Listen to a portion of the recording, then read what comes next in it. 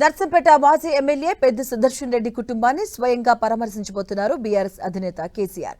Party ఆవిర్భావం నుంచి తనకు అత్యంత ఆప్తుడిగా, ముఖ్య అనుచరుడిగా ఉన్న పెద్ది సుదర్శన్ రెడ్డి మరణంతో విషాదంలో ఉన్న గులాబీబాద్ ఇవాళ నర్సంపేట నియోజకవర్గ పరిధిలోని పెద్ది స్వగ్రామమైన నల్లబెల్లికి వెళ్లబోతున్నారు. ఇంటి పెద్దను కోల్పోయి పుట్టెడు దుఃఖంలో ఉన్న పెద్ది కుటుంబ సభ్యులను పరామర్శిస్తారు.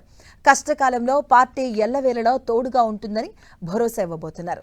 ఈ పర్యటనలో భాగంగా పెద్ది సుదర్శన్ రెడ్డి కుటుంబంతో పాటు నర్సంపేట నియోజకవర్గ నాయకులు, కార్యకర్తలు, అభిమానులను కలిసి కేసీఆర్ ధైర్యం చెప్పబోతున్నారు.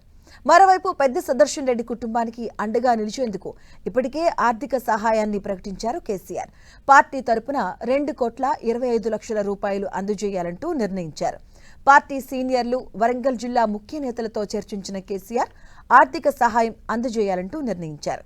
సుదర్శన్ రెడ్డి ఇద్దరు పిల్లలకు చెరో ₹1,00,00,000 చొప్పున తల్లి అమృతమ్మకు 25 లక్షల రూపాయల ఆర్థిక సహాయాన్ని అందించబోతున్నారు. పెద్ది సుదర్శన్ రెడ్డి తల్లి అమృతమ్మ వృద్ధాప్యంలో ఉన్నందున ఆమె పేరుతో బ్యాంకులో జమ చేయాలని కేసీఆర్ నిర్ణయించారు.